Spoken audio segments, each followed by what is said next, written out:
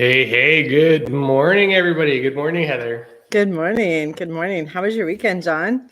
It was very relaxing. It was actually very good. We were talking about this before we hopped on the call, getting ready and getting into the holiday spirit.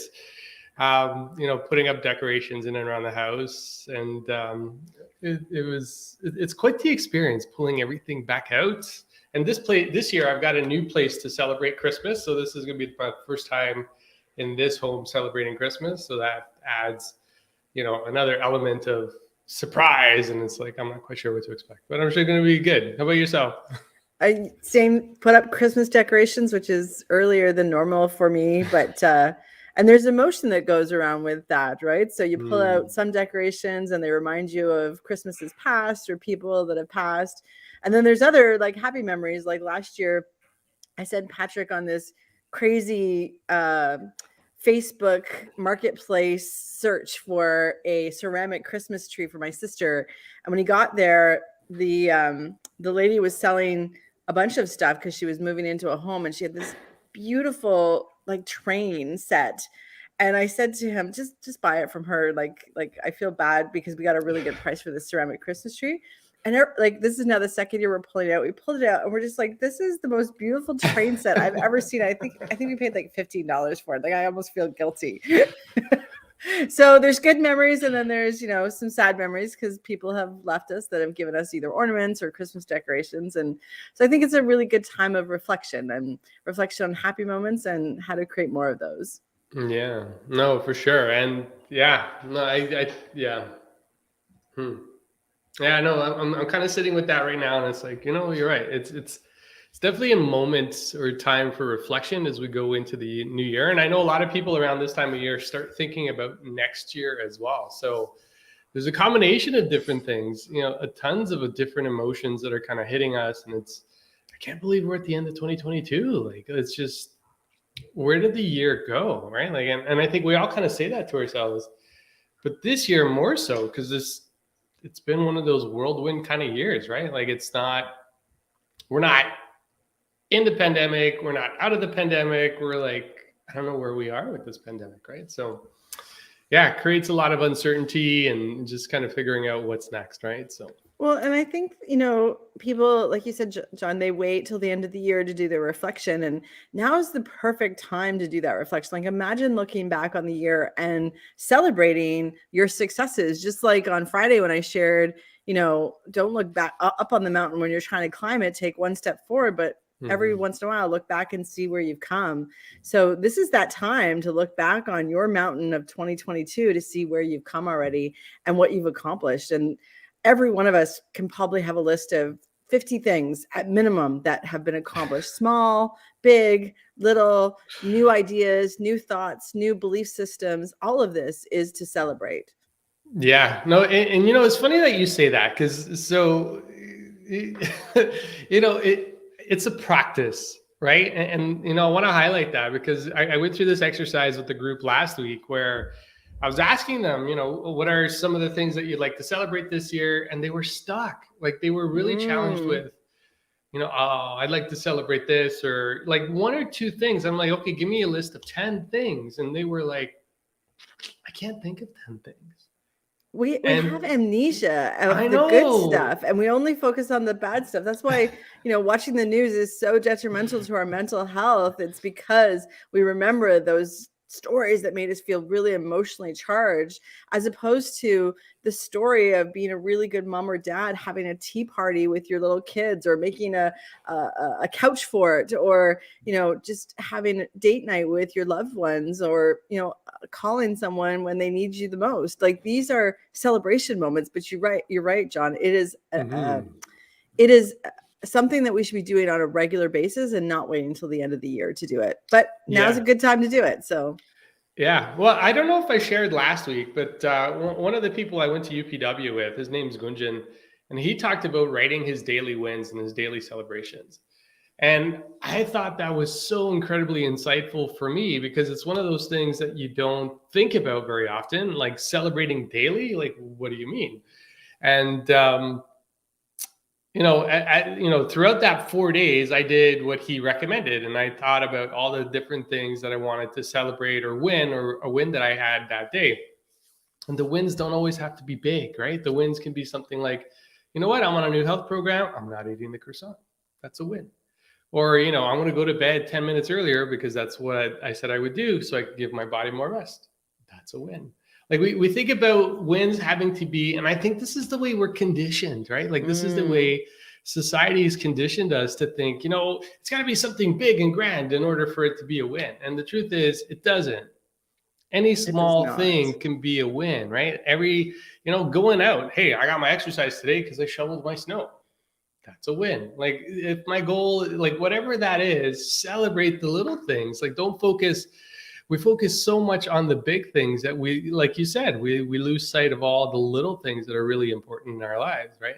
Well, and like when you're celebrating things, think about what's most important to you. So, for me, I'm on a quest for more movement. So, yeah, I also celebrate that I shoveled the driveway, and it took me 3 goes at it because it's a big driveway, but I did it. And then I went for a walk afterwards, and it was really, really cold, and so I bundled up. Like that's a win. So also think, how does this translate into what I want for my future self and how I want to be in life? So those two things is anything that reaches those 2 goals, you can celebrate those small wins, those baby steps. Yeah, and it's almost like, and I think we were going to talk about this today, but going into trust, right? We talked about trusting others, but also trusting ourselves, right? And the truth is, the way I learned in building confidence is by doing things that you said you were going to do, and then you did them, and that builds a little bit of trust inside of you. Because a lot of times we don't even have faith or trust in ourselves, so that kind of breaks down when we have, relationships with others and we feel like we can't trust them. It's because we really can't trust ourselves because we don't do the little things that we were supposed to do. Like for myself, one of my non-negotiables is to exercise every day. Like that's non-negotiable for me. And, this morning I was struggling. It was cold. And I'm like, do I really want to get out of bed and do this? And if the commitment to myself is every morning I'm going to exercise for however number of minutes, I'm going to go do it. So this morning I got up, I did 20 minutes, and I'm like, okay, I'll finish up the next 10 minutes throughout the day. I'll go for a walk or something to make up the time. But you got to build trust in yourself, right? Because that leads 100%. To how you build trust in others, right? 100%. And I only had 5 minutes before this call, and I said, okay, 5 minutes. I'm going to take my bands out and I'm going to do some stretching. So, I'll do the rest after this call, but even the excuse of no, this call is starting is not good enough, right? We have to think every moment that we have is a moment that we can make a difference. And, that I could have chose to do anything else at that time, but I chose to get movement going. And so I'm going to celebrate that as a win. Now I have to do more afterwards, but it's definitely a win. I want to go back to trust, John, because we started this conversation sort of off the live event because you wanted to hit your swimming goal on Friday, and that meant that we didn't have our few minutes before this call to just say, okay, what are we talking about today? What's coming up for each of us? And you actually made a decision to meet one goal because I'm assuming you trusted me that we can make this happen. But what if you didn't trust me? What would have been the impact of Friday's decision? You would have made a different decision. Oh yeah, no, absolutely. Well, I would have cut it short. I wouldn't have, I'm not in the pool every day, right? So it's not even one of those things where it's like, and to tell you the truth, there have been situations in the past where I have cut it short because, I didn't have that level of trust with the people I was with or the people I was working with. So I had to cut it short because I had to be somewhere at a certain time, and being late wasn't even an option. And this is, when I was in a particular work environment doing a contract, I'm like, okay, I got to be on a call at this time. I can't be late. I got to be there. So I cut it short.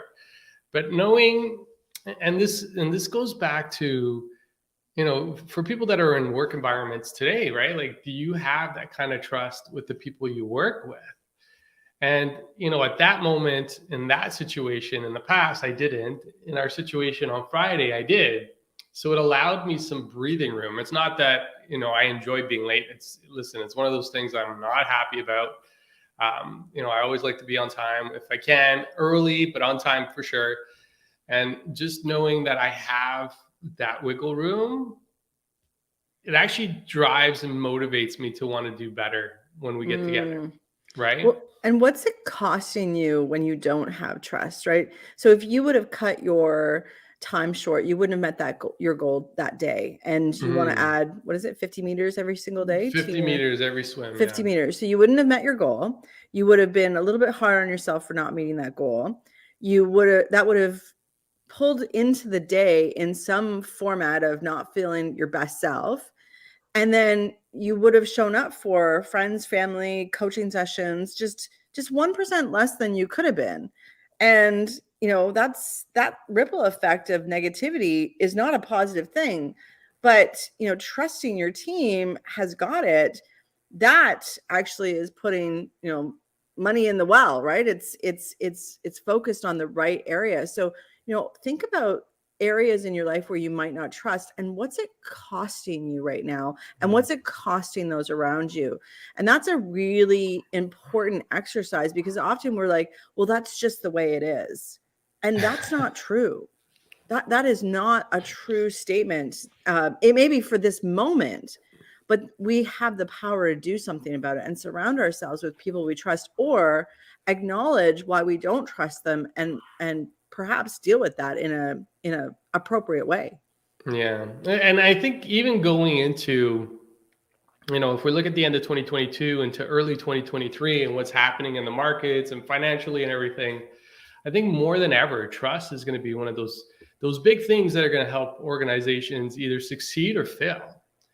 Because what's happening, or at least from what I'm seeing with people aren't willing to tolerate not being trusted, but not being respected because of the trust, right? Mm-hmm. So, people are leaving in droves, and I know they're worried about finances and economics, but the truth is, there's even the one thing that we've learned over the last 2.5 years is that if we're not going to be in an environment where we're not going to be appreciated and respected, we're going to go somewhere else. Right. Yeah. And that's the reality. So it's not an assumption. And there's a small percentage of people that will never do that. There's a small percentage of people that will just stay in their jobs. And, from all the media that's been out there, they're the quiet quitters, right? They do the minimum. They don't come in, they don't come in excited and motivated and just willing to take on and create new ideas and really push and do things that are innovative for the organization, because they don't feel like they have that. So they're just gonna, and they're wasting time.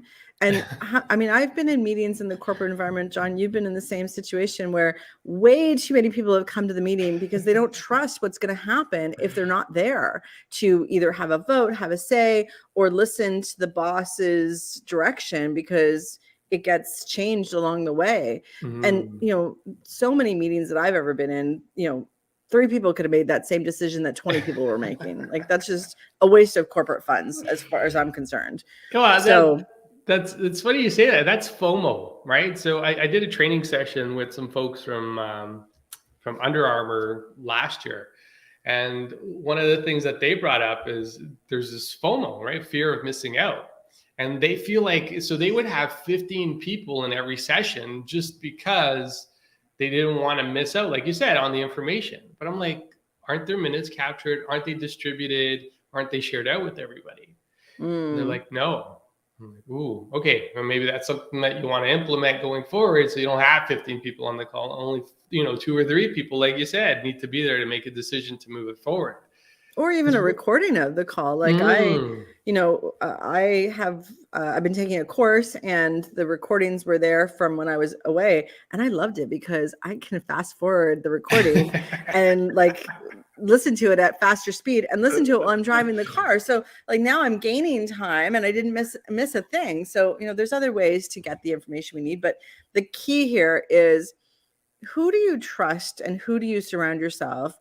And when you don't have trust, what's it costing you? And that audit, I think, is a really important thing, especially on a Monday. You're going into the week, you probably already feel behind the eight ball. The countdown is on for the holiday season, and there's a lot to get done before the year end. So, trust, if it's not part of every relationship, what are you going to do about that?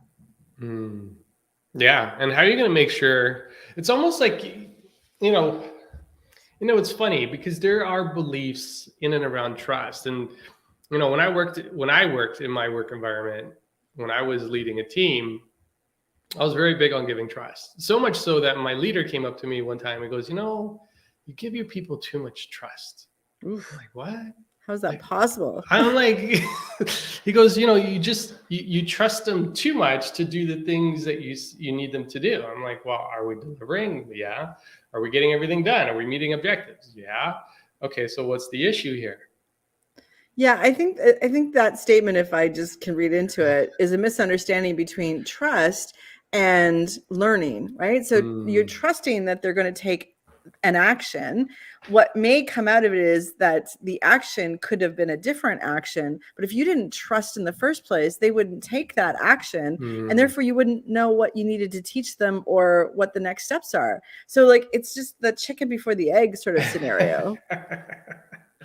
Yeah, so it's funny because I sat with that for a little bit, and I'm like, okay, well, so I'm like, okay, that's fine. Like that's definitely one way of looking at it. But what would you recommend? Right? They're like, so just more supervision. I'm like, well, that goes against my personal beliefs in leading teams, right? Like I don't like to micromanage people. I'd give them their task, and if they don't finish their task, then they do it a few times, then we have a different type of discussion. But at the end of the day, here's what I need you to do. Go do it. I don't care how it gets done. Just get it done, right?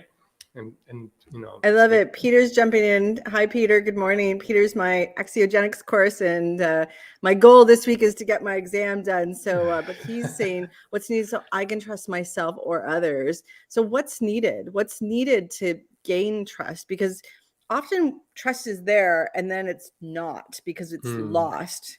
I don't know. That's a whole nother conversation that we can have. I don't know if we can do it in 3 minutes, but we can definitely have this as a theme this week because I'm the awareness around trust for me is quite high right now, especially as I look at, what's the next step and who do I need to reach out to help me? And I got to trust that they will help me with teaching me what they know.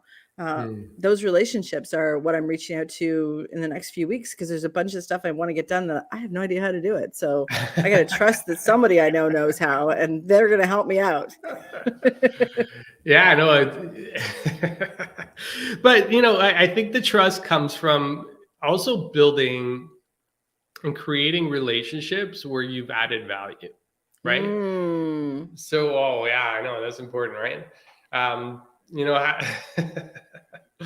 I think about the people that we've connected with, and actually I'm in the same boat. I'm in the same boat with you, Heather. There's things that I want to get done. I don't know how to do them. The how piece, I know what I want to do. I just don't know how to do it. And I will be reaching out to people as well, right? It's like, so I know that there's been enough trust that I've built over time to get them to a place where they're going to say, sure, John, what do you need? How can I help you? Right? So it's really, I think it's all about the person, like myself, giving something first before I can go ask for something else. You know what I mean? I think that's, with our time running down today, I think Wednesday we should probably have that conversation because that's something I struggle with a lot, which is asking for help. And I don't know why. I do know why. And I think other people probably have the same challenges, and we could learn together from what does that look like. And maybe the task today or the call to action is, what's one thing that you need some help with, and who could you contact or reach out to say, I'd love to learn this from you. It actually makes the other person feel really, really good. So why are we not doing that more often? Well, there's a whole bunch of reasons why we're not doing that, but we can't get into that in the next 15 minutes. So we're going to have to save it for Wednesday. Exactly. And I think it's our chef. Am I saying that right, Heather? Ashraf. I think Ashraf. It's Ashraf, but yeah. trust in the experience as it comes. No, and Love it. absolutely. I think just trusting in what happens, right? Like knowing that you're in the right place at the right time, doing the right thing. I Definitely. think that leads to trust overall. So, John, we've got our Oh, call to action. Think about who you can ask for help. We'll pick up this conversation on Wednesday. I do want to drop, we have a masterclass coming December 1st, our Say Yes masterclass. We'll put the link into the comments. We'll get the registration page out there. But this is we want as many people to come to this masterclass as possible. And it's the perfect timing because it's going to be December 1st. And it's getting us ready for the next season, getting us ready for what is it that we want to say yes to in our lives and what's holding us back. And it's going to be a masterclass on the Say Yes protocol. It's a little bit of NLP, which both me and John are coaches in, a little bit of Axiogenics, Peter, because that's what I've learned recently. But what I guarantee you is it's going to be a fun community to be joining. So please mark your calendars, December 1st, 12 Eastern Standard Time. Come join us for our masterclass. excellent. Well, thank you for dropping that, Heather. And for those that have jumped in today, I just want to say a big thank you as well. Thank you for joining us on a Monday at 8:40 a.m. It's always amazing to just be here with all of you and just having you support us by listening. So with that, we are going to wrap up this session. Wishing everyone a great, amazing, awesome day. And we'll be back on Wednesday. Take care, everybody. Bye, everyone. Bye, Heather.